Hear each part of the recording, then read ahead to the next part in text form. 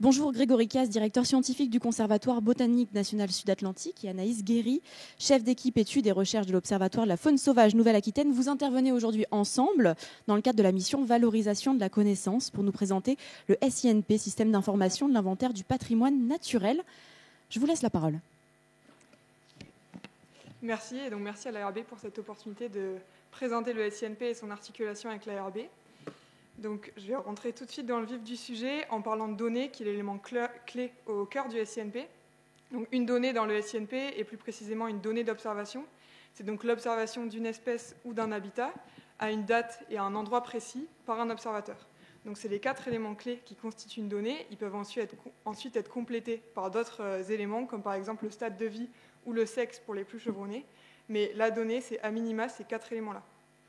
Ces 4 éléments, c'est ce qui permet ensuite de bancariser la donnée dans le SINP, donc le système d'information de l'inventaire du patrimoine naturel, si ça fonctionne. Et bien, ça fonctionnait il y a une seconde, mais... Alors, on a un petit souci de télécommande. Sinon, vous pouvez peut-être le changer. Ah, voilà. Donc, le système d'information de l'inventaire du patrimoine naturel. Donc, très simplement, le SINP, qu'est-ce que c'est ? C'est une plateforme nationale qui regroupe toutes les données liées à la biodiversité en France. Donc, l'idée, c'est de donner accès au plus grand nombre à ces données en évitant de démultiplier les plateformes de collecte de données sur la biodiversité. Donc, il s'agit bien d'un dispositif national, mais qui est relayé en région par des plateformes régionales. Et en Nouvelle-Aquitaine, cette plateforme régionale, elle se décompose en 3 pôles. Donc, le pôle faune avec l'Observatoire Fauna, Flore Fonge Habitat avec le CBNSA et le pôle géologie avec la réserve de Socate-Slavred. Bon. Ça fonctionne. Bon, il y a un petit délai. Donc, comment s'articule cette plateforme nationale avec les plateformes régionales et surtout, quel est le lien avec l'ARB ? Donc, il y a un fonctionnement un peu parallèle en fait, entre les plateformes nationales et régionales, puisque c'est des producteurs de données qui envoient leurs données vers les plateformes, donc soit nationales, soit régionales, en fonction de leur champ d'action. Ces données, elles sont bancarisées par les plateformes. Et une fois qu'elles sont bancarisées, il y a un lien qui s'effectue entre la plateforme nationale et la plateforme régionale pour que les mêmes jeux de données apparaissent sur les 2 plateformes.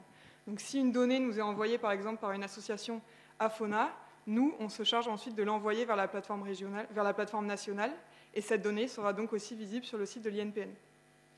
Une fois que ces données elles sont visibles sur les 2 sites, c'est là qu'on s'occupe de la diffusion et de la valorisation de la donnée, et c'est ici que rentre en compte l'ARB. Au niveau national, il y a l'Observatoire national de la biodiversité qui valorise les données, notamment sous la forme d'indicateurs. Et au niveau régional, il y a un lien fort entre la plateforme régionale et l'Observatoire régional de la biodiversité qui s'occupe de diffuser les données sous forme de différents projets. Donc ça a été montré tout à l'heure dans la vidéo, les indicateurs, le portail cartographique, et ce sera détaillé par la suite par Grégory. Voilà pour comment fonctionne le SINP. Alors, je ne sais pas s'il y a un endroit vers lequel je dois viser, mais... Alors... Ok. Merci beaucoup. Et donc, ça m'amène au pôle thématique faune. On va pouvoir rentrer un peu plus dans le détail du pôle régional, et je vais présenter donc rapidement l'Observatoire Fauna.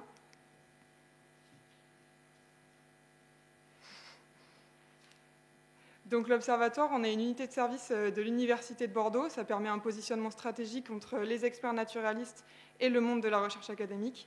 Et donc notre mission cœur, c'est vraiment de porter le SINP faune en région.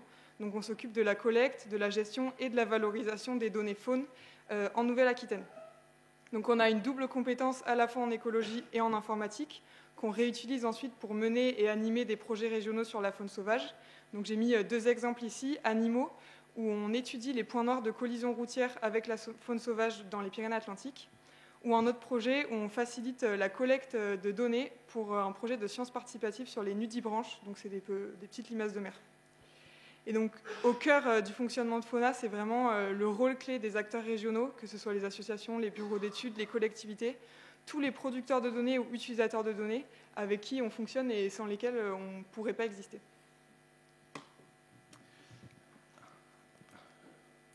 Diapo suivante, s'il vous plaît.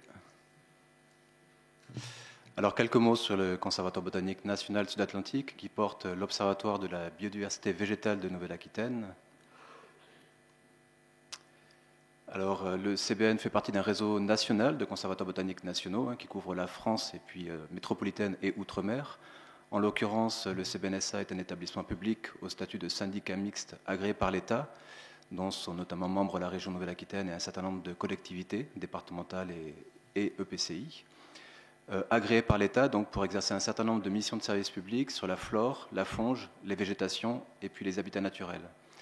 Dans les grandes missions, il y a l'inventaire du patrimoine naturel, qui est la mission cœur des conservatoires botaniques nationaux. Donc on a une équipe qui assure cet inventaire de la flore, de la faune, des végétations et habitats sur le territoire. Une mission de conservation, une mission d'appui technique au service de l'État, aux collectivités et aux gestionnaires, et une mission de communication. Et enfin, pour ce qui nous concerne ici, une mission de gestion, validation scientifique et diffusion des données, qui est inscrite dans le Code de l'environnement et qui s'inscrit dans le cadre notamment du SINP. L'objectif étant de garantir des données fiables et validées scientifiquement sur la flore, la faune et les habitats. C'est cette mission qui est assurée à travers le portage et l'animation de l'Observatoire de la biodiversité végétale de Nouvelle-Aquitaine, qui s'appuie sur le système d'information Lobelia, qui est maintenant déployé sur un territoire plus large et qui est assuré, qui est animé en coordination régionale avec le CBN du Massif central qui couvre la partie Limousine et le CBN des Pyrénées pour la partie montagne des Pyrénées-Atlantiques.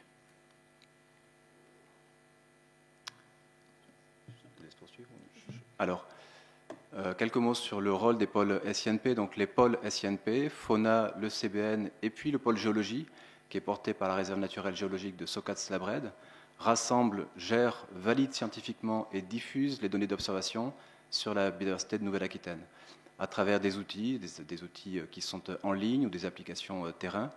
Et c'est à travers ces outils que l'on rassemble, qu'on a vocation à rassembler les données produites par les acteurs du patrimoine naturel, que ce soit des acteurs publics ou des acteurs privés.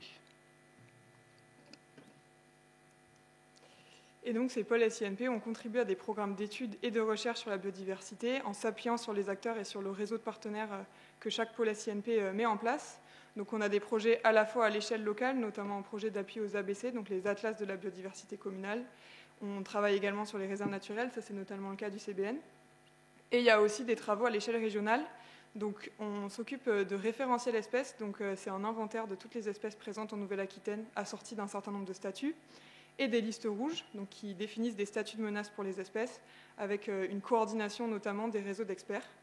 Et il y a aussi tout un volet sur les cartographies et les atlas dynamiques. Et enfin, quelques mots sur les travaux partenariaux que l'on mène avec l'ARB. Voilà, alors cette revalorisation des données validées du SINP est mise à disposition à travers la mobilisation de l'expertise des pôles thématiques et la fourniture d'informations, de ressources. Alors ça peut être la production d'indicateurs thématiques sur la faune ou sur la flore qui sont ensuite diffusés par l'ARB. Donc ce sont les fameuses fiches indicateurs régionaux diffusées par l'Observatoire de l'ARB. La contribution à la rédaction de supports grand public qui ont été évoqués, des panoramas sur les espèces, sur les milieux, habitats, etc. Donc en général, on assure soit une contribution en fourniture d'informations, en rédaction ou en général en relecture. Et puis une contribution également sur les diagnostics territoriaux. Les pôles SINP ont notamment été mobilisés pour contribuer à la partie diagnostic de la stratégie régionale biodiversité à travers la fourniture de diverses informations. Cette mobilisation des pôles SINP pour nourrir les outils de l'ARB se fait aussi à travers des flux directs. Nos outils sont interopérables avec les outils de l'ARB depuis un certain nombre d'années. Alors il y a l'alimentation du géoportail qui a été évoquée. Donc l'Observatoire Fauna et l'Observatoire Biodiversité Végétale sont reliés au géoportail, ce qui permet de diffuser des cartes de pression d'observation, des couches indicateurs diverses. On alimente également les fiches d'information intercommunales. Donc les informations qui sont diffusées dans ces fiches intercommunales proviennent pour partie de nos deux observatoires.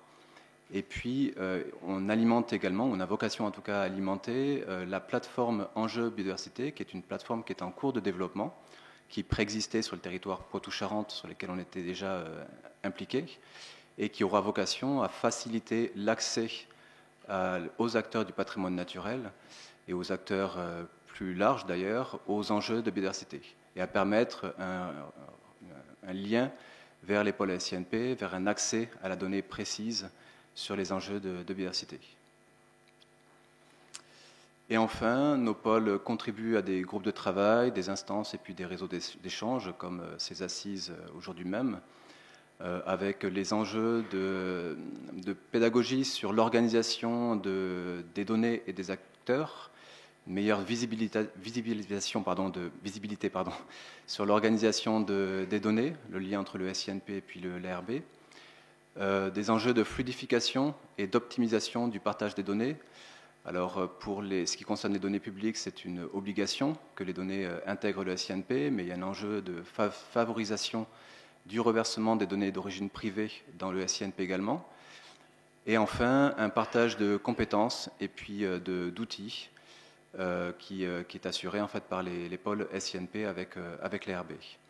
Donc vous avez à l'écran les 4 fiches qui sont les premières fiches de la stratégie régionale de biodiversité et qui permettent de cadrer ces contributions, ces collaborations entre le SINP et puis l'Agence régionale de la biodiversité. Voilà, merci. Merci Anaïs Guéry et Grégory Caz, merci. Christophe Borde, vous êtes responsable technique pour la Fédération des Deux-Sèvres de l'Association régionale des fédérations de pêche de la protection du milieu aquatique de Nouvelle-Aquitaine. Et vous intervenez aujourd'hui dans le cadre de la mission Valorisation de la connaissance pour nous présenter ce partenariat mutuellement bénéfique avec l'ARB. On vous écoute. Oui, merci. Donc un focus, comme vous venez de le dire, sur le partenariat efficace. Donc moi, je suis de la Fédération des Deux-Sèvres pour la pêche et la protection du milieu aquatique, comme vous l'avez dit, et je représente donc Alix Gilbon, qui n'a pas pu être présent, le coordinateur régional. Je n'ai pas la télécommande, mais je ne sais pas si ça marche.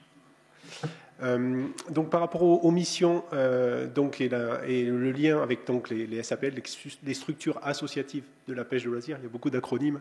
Donc on est donc des fédérations de pêche, FDAAP, PMA, on fédère des associations de pêche, associations agréées de pêche et de protection du milieu aquatique. Donc 12 fédérations, une par département dans la région, plus de 472 associations fédérées, donc AAP, PMA sur le territoire, ce qui est un maillage associatif important sur le territoire régional. Plus de 130 salariés également en Nouvelle-Aquitaine, qui vont d'animateurs à garde sur le terrain, à des ingénieurs, des hydrogéologues, des chargés de mission, avec donc des pôles techniques développés dans chaque structure, des missions déléguées par l'ALEMA 2006, mais aussi présentes dans les statuts des fédérations. Donc des missions statutaires de 3 ordres. Le premier est le développement de la pêche de loisirs et la police de la pêche, qui intègre également un volet de protection et de suivi des milieux. De l'éducation à l'environnement, bien sûr. Et donc là, on retrouve un petit peu les actions qu'on a en lien avec la région Nouvelle-Aquitaine dans les conventions que l'on peut avoir. Avec tout ce qui va être valoriser l'éducation à l'environnement via les milieux aquatiques, via les cycles biologiques de certaines espèces, via les particularités des espèces aussi des milieux aquatiques pour se reproduire ou pour se développer dans les milieux. Et enfin, la protection des milieux aquatiques. Donc là, tout le volet des pôles techniques, dont je fais partie dans ma fédération, où là, il va y avoir à la fois des suivis et à la fois des actions de restauration des milieux. Un peu vite, non ? Voilà. Donc, on cible particulièrement sur la protection, c'est pas grave, des milieux aquatiques, puisque c'est le lien privilégié que l'on a avec la RBNA sur ce partenariat. Le principal travail réalisé par les fédérations est bien sûr l'acquisition de connaissances.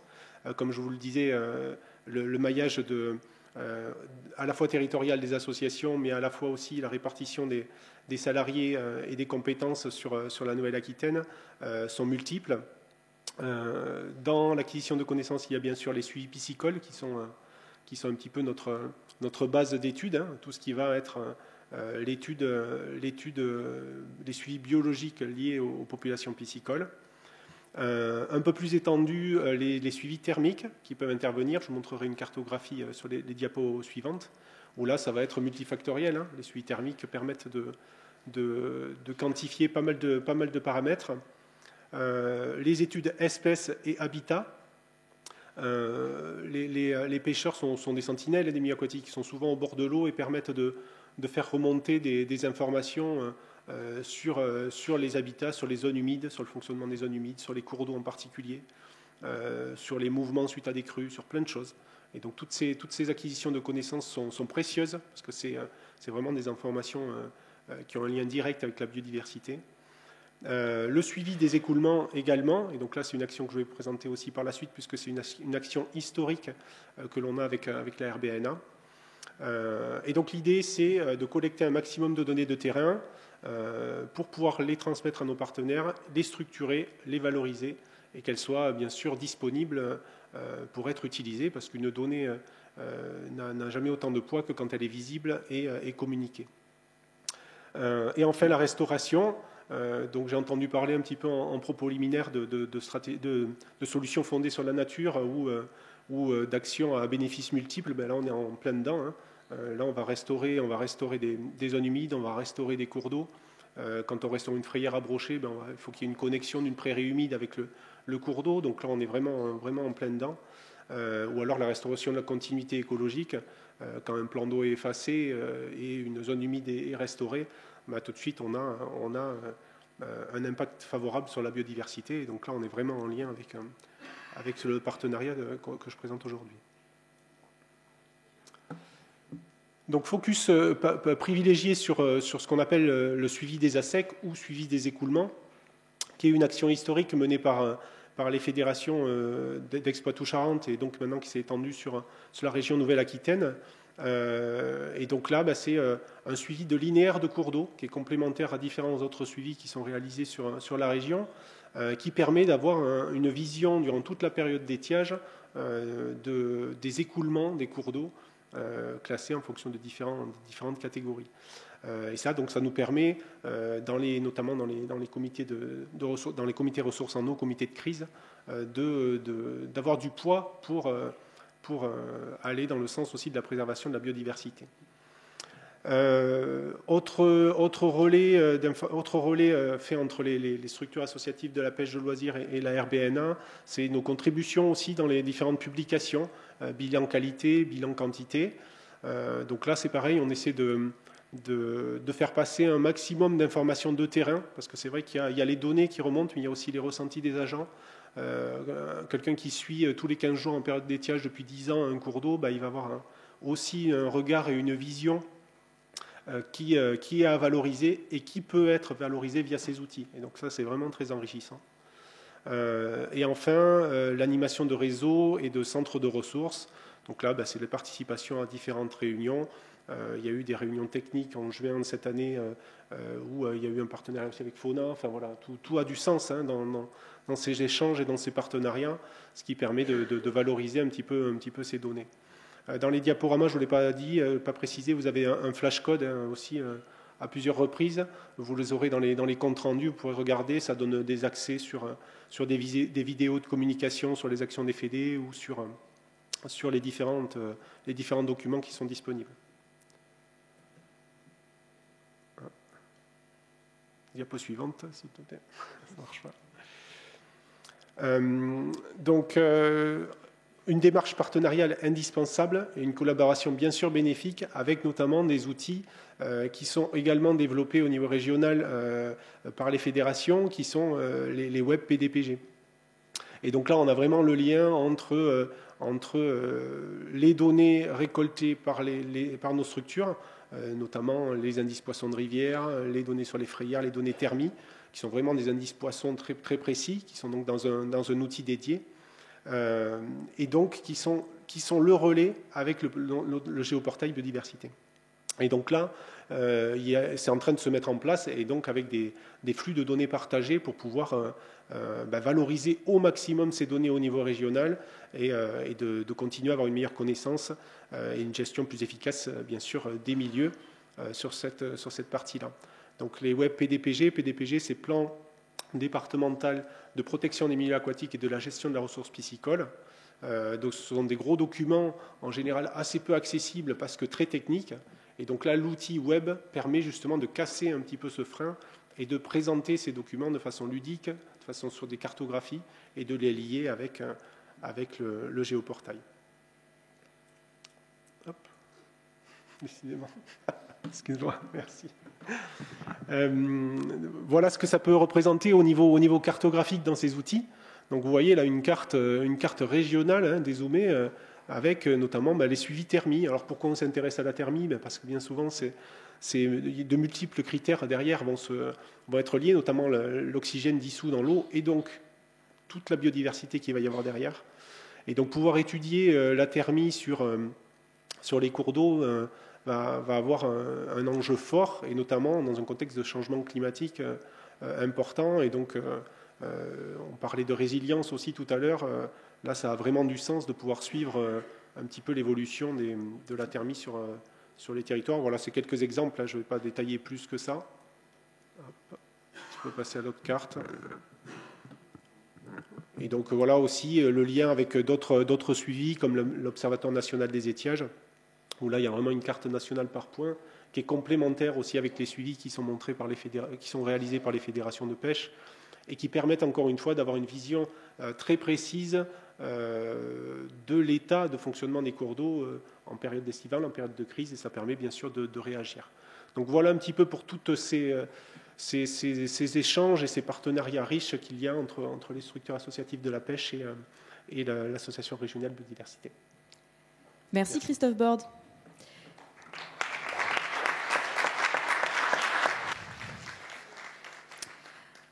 Anne-Charlotte Montero, coordinatrice régionale du projet LifeWayBees pour le PNR Périgord-Limousin, et Angèle Lorient, chargée du projet LifeWayBees pour le PNR du Marais Poitevin.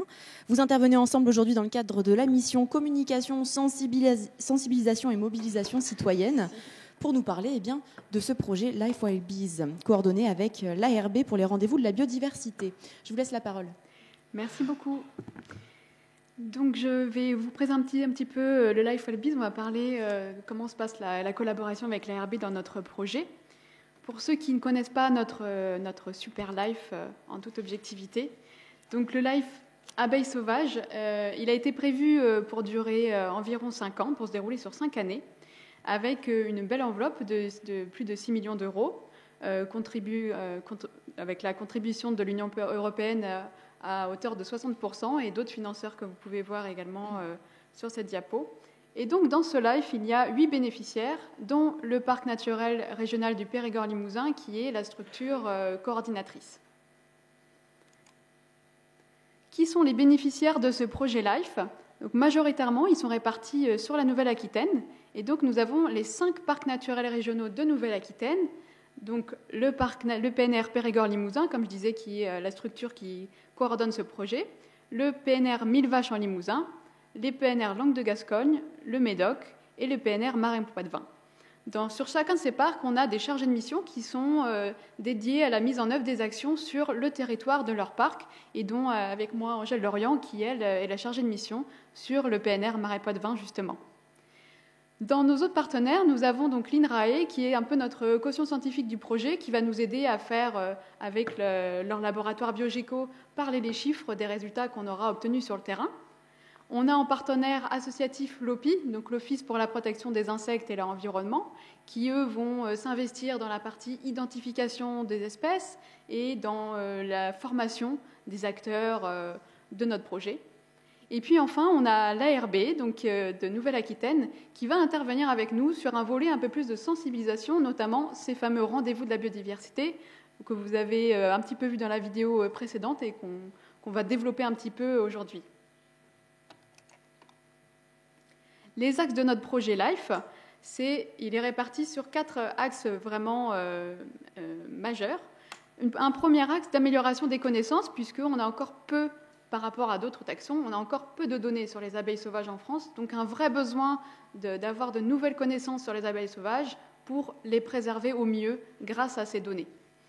On a une partie de travaux de restauration où vraiment on va essayer de recréer au mieux un maillage d'habitats favorable à ces abeilles sauvages. On a un troisième axe qui se concentre sur le support de cette filière végétale locale. Pourquoi? Puisque le végétal local favorise aussi la pollinisation de nos insectes locaux. Donc, on essaie de favoriser les actions végétales locales, vraiment avec cette structure en partenariat avec ce label.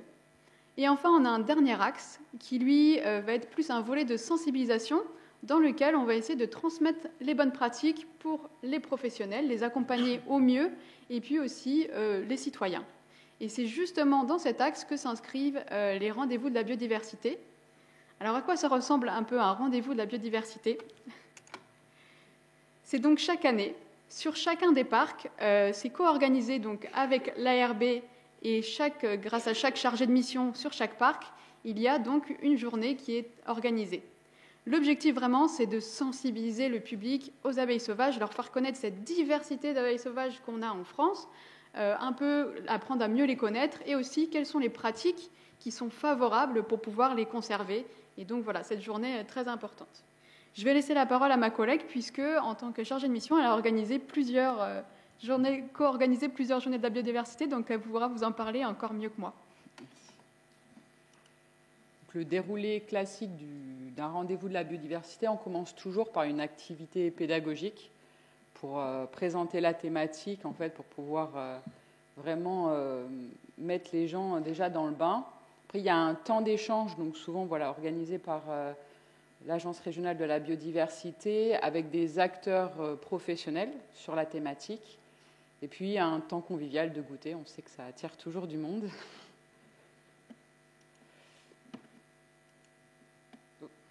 Il faut juste revenir. Merci. En 2022, on avait comme thématique l'écologie des abeilles sauvages, à savoir que peu de personnes effectivement connaissent les abeilles sauvages. Et on l'a fait à travers une pièce de théâtre qui a été construite dans le cadre du LIFE, vraiment sur les abeilles sauvages, par la compagnie CI 2492. Donc cette pièce a été représentée dans les 5 parcs de la région Nouvelle-Aquitaine. En 2023, on a privilégié la thématique sur le végétal d'origine locale, donc pour faire comprendre le lien aux participants entre les insectes et les plantes et la coévolution, et tout l'intérêt en fait de valoriser vraiment les plantes locales et puis la pousse spontanée, et puis de faire moins d'horticoles, parce que il peut y avoir des pièges. Donc pour cela, on a fait des sorties naturalistes. Alors, on a eu différents thèmes suivant les parcs. Donc, il y a eu la découverte des plantes comestibles, la reconnaissance des plantes, le lien entre plantes et insectes. Ça a pris différentes formes suivant les territoires. Et cette année, on a fait un rendez-vous sur la biodiversité au jardin. Donc, c'était un peu plus ouvert. Et là, c'était des ateliers de construction de haies, des ateliers sur le compost. Ça a pris aussi différentes formes. Le but, c'était au final vraiment de sensibiliser les participants. Donc au total, on a fait 13 rendez-vous depuis le début du projet. Ça a réuni plus de 150 personnes par année. Donc c'est plutôt un bon chiffre. Les gens sont intéressés. On voit qu'il y a des thématiques qui marchent mieux que d'autres. Mais en tout cas, on remercie l'Agence régionale de la biodiversité de nous accompagner dans l'organisation de ces rendez-vous. Merci. Merci Anne-Charlotte Montero et Angèle Lorient. Nous venons de découvrir les 2 autres missions de l'ARB Nouvelle-Aquitaine. Marc Durier, vous allez pouvoir illustrer l'une des missions, la mission appui à l'émergence de projets. La parole est à vous. Bien, merci à vous. Bonjour à tous. Marc Durier. Moi, je développe des projets de centrales photovoltaïques pour la société Neoen, basée à Bordeaux. On rayonne sur toute la Nouvelle-Aquitaine.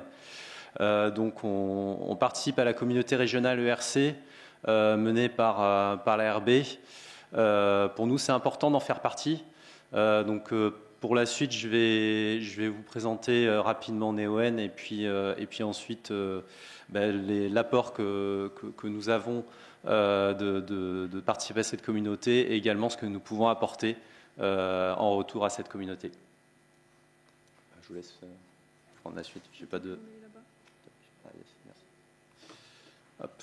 Je vais essayer de passer rapidement sur nous présenter, mais au moins voilà, on sera un petit peu identifié. Donc en fait, on fait partie des leaders, notamment le premier producteur indépendant français en énergie renouvelable. Donc on est uniquement sur des énergies renouvelables.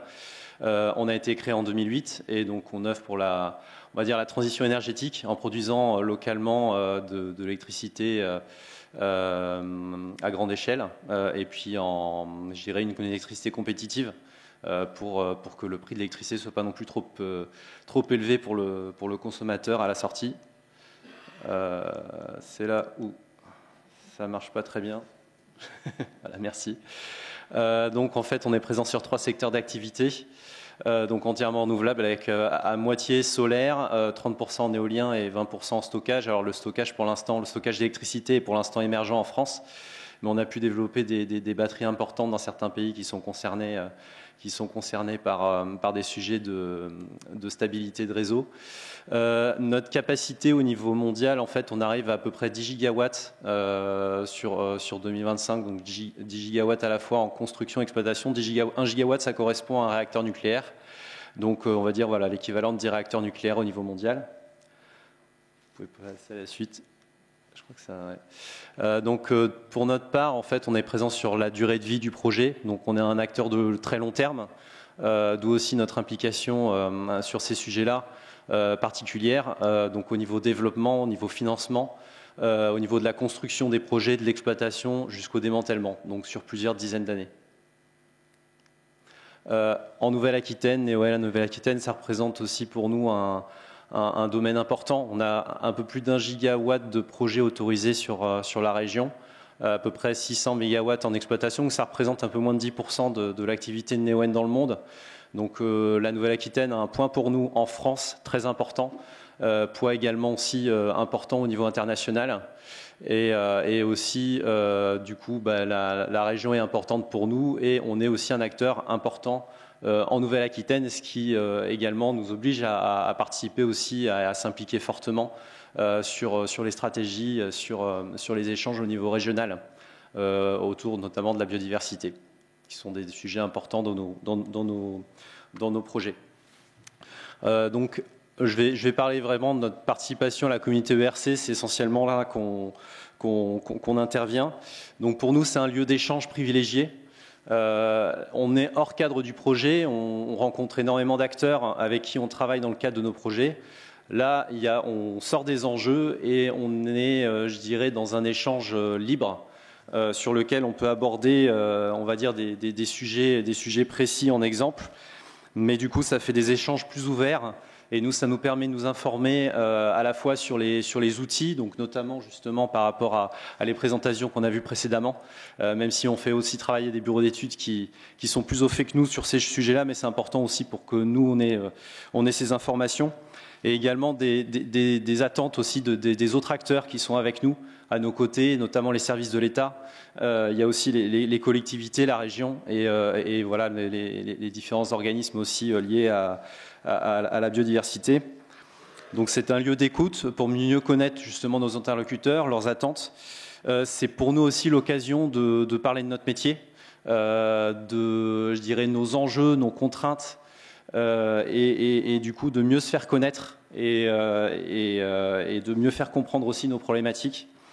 Donc on est vraiment dans une démarche de construction mutuelle. Donc l'idée c'est mieux se comprendre et fluidifier les échanges à l'avenir après pour les autres projets d'énergie renouvelable qu'on peut mener sur le territoire. Donc on peut passer à la suite. Donc ce que nous espérons par notre présence, donc j'ai dit présence des porteurs de projets indispensables, c'est malheureusement on n'est pas suffisamment nombreux à ces échanges, parce que je dirais les apports de tous sont importants. Mais nous apportons, donc ce que nous pouvons apporter par notre présence, c'est de l'expérience par la mise en place de la démarche ERC. Les retours qu'on peut avoir, on a 25 sites en exploitation en Nouvelle-Aquitaine, 7 chantiers en cours, donc quelque part ça fait aussi un retour d'expérience important sur les chantiers, sur le suivi environnemental des chantiers et d'exploitation des centrales. enrichir le débat autour de ces thématiques. On a eu l'occasion aussi de contribuer un petit peu au guide de l'ARB sur le développement de projets. On a eu l'occasion justement d'échanger et de faire connaissance justement de partager beaucoup de choses qu'on a pu rencontrer dans le cadre de nos projets. Et l'idée pour nous, c'est trouver une démarche qui puisse nous permettre de continuer à travailler, continuer à développer les énergies renouvelables. C'est important pour le climat, mais aussi pour la biodiversité, et en limitant au maximum l'impact de chaque projet pour la biodiversité. Voilà, je vous remercie pour... Merci Marc Durier, merci beaucoup. Valérie Homo, vous êtes coordinatrice du pôle milieu et climat et chef de projet biodiversité chez Soltena. Merci d'être avec nous. Vous intervenez aussi pour la mission appui à l'émergence de projets, puisque l'ARB et Soltena sont très complémentaires sur cette action. Oui, merci. Bonjour à toutes et tous. Alors, moi, je suis venue vous présenter un sujet en particulier qu'effectivement on mène avec l'ARB, qui est l'opération pilote entreprise et biodiversité, un duo florissant. Donc, alors, la petite... Pardon, s'il vous plaît. Merci. Donc Soltena, très rapidement, en quelques mots, c'est le cluster régional de l'économie circulaire et la transition écologique en Nouvelle-Aquitaine. On rassemble à peu près 200 acteurs sur l'ensemble de la région. À 75%, ce sont des entreprises qui offrent des solutions ou des services sur l'ensemble des sujets de la transition écologique, parmi lesquels il y a la biodiversité. Donc la biodiversité, c'est à peu près 38 structures. On a 3 missions principales qui sont de développer, animer, promouvoir les entreprises des filières vertes et bleues, une mission d'impulsion et d'accompagnement des projets environnementaux des entreprises et des territoires, et puis une mission de pilotage des actions régionales structurantes à l'initiative de la région et de l'ADEME. Donc région, ADEME et DREAL qui sont nos financeurs. Donc l'opération pilote entreprise et biodiversité, on l'a lancée il y a 2 ans maintenant. C'est une expérimentation qui s'est faite à l'échelle régionale, qui a été soutenue par la région dans le cadre de l'appel à projet Nature et Transition, et qui avait comme objectif l'élaboration d'une stratégie engageante en faveur de la biodiversité et la mise en œuvre d'un plan d'action ambitieux pour des entreprises. On l'a animé et copiloté avec l'Agence régionale de la biodiversité, notamment mon collègue Nicolas Ligny, qui travaille aussi sur les dispositifs TEN et sur le dispositif N. On a été soutenu évidemment par la région, puisque c'était dans le cadre de l'appel à projet, et on a mené ça en partenariat avec l'OFB, notamment avec mon collègue Didier Labatte. Dans la petite vidéo, on vous disait 8 plans d'action. On est parti avec 9 entreprises. On en a une qui a malheureusement pas fini l'opération puisqu'elle a fermé son site en région, donc elle n'a pas pu aller jusqu'au bout. Donc effectivement, on a commencé en tout cas à travailler avec 9 entreprises qui ont été accompagnées sur 18 mois, même un petit peu plus. C'était l'occasion de mener des accompagnements qui étaient vraiment sur mesure avec des experts régionaux, puisqu'on a fait travailler plusieurs bureaux d'études. On a notamment les bureaux d'études Oxao, Syncplus et Vertigolab qui nous ont accompagnés et qui ont accompagné toute la démarche individuelle de chacune des entreprises. On a aussi d'autres structures comme l'UCAN ou l'AFNOR qui sont intervenues à différents moments de l'opération. L'objectif de l'opération, c'était de les faire travailler absolument sur 3 leviers d'action. Un levier stratégique à travers leur chaîne de valeur et aussi sur des actions sur leur foncier. L'objectif aussi, c'était de montrer par cette opération qu'on était en capacité de mettre au point une méthodologie qui pouvait s'adapter à tout type d'entreprise, quelle que soit leur taille et quelles que soient leurs activités. Vous pouvez voir sur le tableau qu'on a pu travailler avec des typologies d'activités assez différentes. Et en termes de taille d'entreprise, pour vous donner un ordre d'idée, la plus petite a 7 salariés et la plus grosse en a 9000. Donc on a fait un bon grand écart en termes d'accompagnement d'entreprise. Au niveau du parcours, c'était à la fois un parcours individuel et un parcours collectif. Donc, au niveau du parcours collectif, ça a été porté principalement par l'ARB et Soltena. Ça a consisté en l'animation d'une formation de 2 jours, mais c'est aussi des visites de sites. Ça a été beaucoup d'échanges, privilégier les échanges, ce qui était vraiment important pour les entreprises. Elles avaient besoin de partager ce qu'elles étaient en train de faire. Elles avaient besoin de comprendre ce que les autres faisaient et voir comment elles pouvaient s'en inspirer et voir même se challenger un petit peu mutuellement. Ça a été beaucoup d'ateliers aussi, avec notamment Nicolas qui nous a mené des ateliers sur les pollinisateurs, sur les trames noires, sur un certain nombre d'autres sujets. Et puis, c'était aussi l'occasion de pouvoir avoir des témoignages d'autres entreprises qui venaient partager un petit peu ce qu'elles avaient pu faire avant et inspirer les entreprises qu'on a accompagnées. Au niveau du parcours individuel, donc, je vous ai dit qu'elles étaient accompagnées par des experts régionaux. Ça a consisté en un diagnostic, et puis après un accompagnement à l'élaboration d'un plan d'action. Et puis, ça a été jusqu'à des actions concrètes. Alors, des actions concrètes, parfois de sensibilisation, de motivation de tout un comité de pilotage au sein de l'entreprise, à travers des fresques, à travers d'autres types d'actions. Et puis, ça a été aussi des actions qui ont permis à certaines entreprises d'être accompagnées pour aller déposer de nouveau des dossiers à l'appel à projet Nature et Transition pour faire financer des projets sur leur foncier notamment. Alors, au niveau des résultats, ce que je peux vous dire très rapidement, c'est que on s'est rendu compte qu'il y avait une prise de conscience qui était généralisée au niveau de ces entreprises, que l'accompagnement leur avait vraiment permis de monter en puissance par rapport au niveau où elles étaient, avec lequel elles étaient arrivées en début d'opération. C'est assez flagrant. On finit donc avec 8 plans d'action qui sont pluriannuels, qui intègrent donc des actions qui sont court, moyen et long terme. Et puis, il y a vraiment une prise en compte de la biodiversité à toutes les échelles, avec tous les leviers que je vous décrivais tout à l'heure, donc au niveau de la stratégie environnementale, dans leur chaîne de valeur et dans la gestion du foncier, sachant qu'au départ, elles étaient vraiment arrivées avec pratiquement toute une vision très orientée foncier, et on a des plans d'action qui ressortent avec des projets sur la chaîne de valeur qui sont très intéressants en fin d'opération. Donc il y a 3 démarches opérationnelles qui ont été financées dans le cadre de l'appel à projet Nature et Transition. Il y a eu pas mal de communication, on est en train de communiquer pas mal sur les projets. Donc il y a 8 capsules vidéo qui ont été élaborées, il y a des fiches REX qui sont en cours de finalisation. Et puis si ça vous intéresse, n'hésitez pas à venir à la journée de bilan qui sera le 16 décembre à Bordeaux et à l'hôtel de région. Au niveau des perspectives, on échange beaucoup avec nos collègues de la région, de l'OFB et de l'ARB. On étudie un certain nombre de pistes. Dans la vidéo, on vous en a décrit quelques-unes, notamment au niveau des sujets filières. Il y a effectivement des sujets au niveau territorial. Donc voilà, il y a énormément de choses qui sont en train de se discuter, mais je vais pas trop spoiler la suite parce qu'on est encore en train d'en discuter. Et puis, donc voilà, ce qu'on espère, c'est pouvoir mettre en place une nouvelle opération sur 2025-2026. Et je vous remercie et je suis à votre disposition si vous avez des questions pendant le déjeuner. Merci Valérie Houmeau. Merci beaucoup.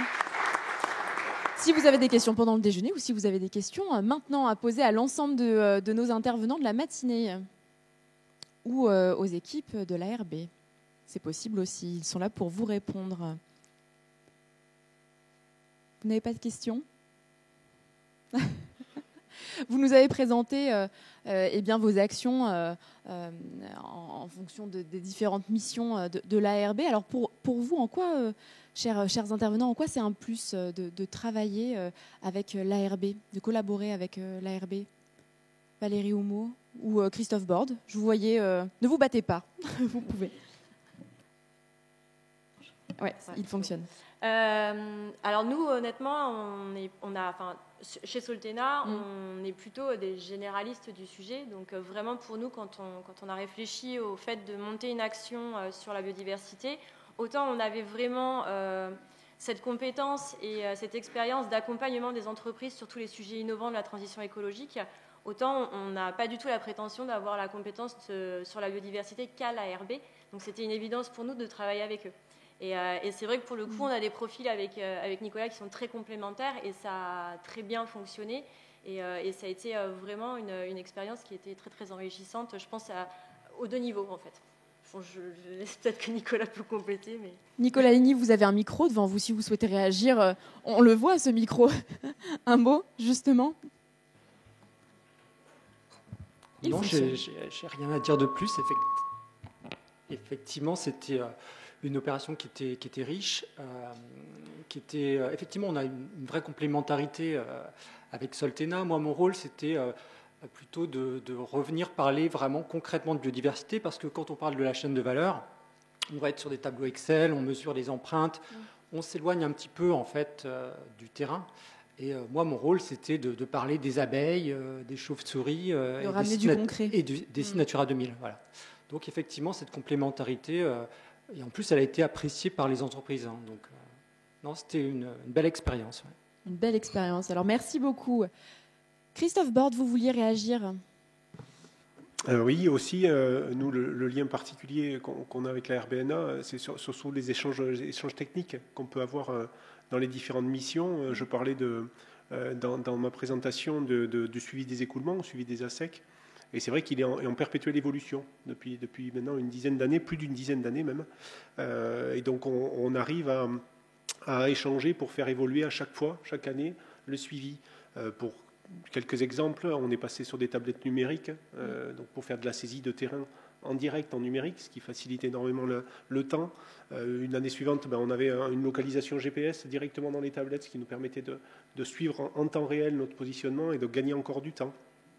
Dans les dernières évolutions qu'il y a eu, c'est aussi une prise en compte statistique pour pouvoir justement avoir des courbes et nous dire voilà, cette année on est à tant de pourcentage d'ASEC, on est sur une année plutôt bonne, plutôt moyenne.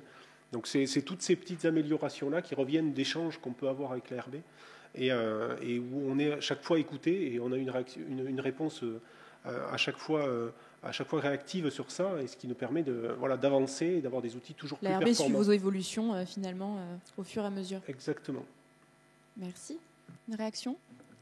Anne-Charlotte Montero. Oui, je me permets de compléter, comme c'est un peu complémentaire par rapport aux deux derniers intervenants. Nous, la RB va intervenir vraiment sur un côté organisationnel, où on va apporter cette communication, ces jolis flyers que vous avez vus, affiches que vous avez vues tout à l'heure, voilà, l'organisation du goûter, etc. Donc c'est plutôt le côté technique pour le coup, nous, là en l'interne, et là, la RB va vraiment apporter ce support d'organisation pour ces journées de biodiversité, pour ces rendez-vous de biodiversité. Merci. Une autre réaction ? Alors nous, dans le cadre du SCNP, c'est vraiment cette mission de diffusion, puisque nous, on est quand même dans le technique, on récolte les données, on les gère, mais la diffusion, c'est un tout autre sujet. Et la mission que fait la RB, notamment Noël, avec l'ORBE, est super importante, puisqu'elle permet de vulgariser les données et de les rendre accessibles au grand public, ce qu'on n'a pas forcément le temps de faire, puisque ça s'adresse souvent plutôt aux professionnels. Et ce qui est déterminant aujourd'hui. Marc Durier. Je vais terminer. Allez-y, on a fait un tour de table. Non, mais pour nous, c'est vrai que finalement, les espaces où on peut, je dirais, discuter ouvertement de la séquence versée sur le mode de fonctionnement, avec tous les acteurs, finalement, ça n'existe pas. On peut avoir des échanges avec notamment Bell et Drell, avec lesquels on a pas mal d'interfaces sur des projets. Mais là, ça dépasse au-delà un petit peu, et on peut dire, nous, notre côté, c'est intéressant de voir aussi finalement que tout le monde ne connaît pas forcément notre métier, notre quotidien, et parfois le fait d'en parler un petit peu, ça permet aussi, je pense, à plein de gens en même temps de comprendre un petit peu comment on fonctionne, et du coup aussi de se trouver, de comprendre aussi les situations dans lesquelles on peut se trouver parfois, et peut-être aussi ça peut permettre justement vraiment de fluidifier les choses, et c'est vrai que y a pas, on connaît pas d'autres espaces d'échange que celui-là. Souvent ça peut être même parfois un petit peu frontal, et là c'est pas du tout le cas, donc c'est assez précieux, ouais. C'est précieux. Merci beaucoup. Merci à tous nos intervenants. On peut les applaudir. Merci beaucoup. Bravo pour ces présentations. Je vous invite à reprendre place au premier rang. Merci beaucoup. Alors nous venons d'avoir un témoignage par Soltena, notre dernière intervenante, Valérie Houmeau, pour des travaux réalisés par des entreprises. Ce sont maintenant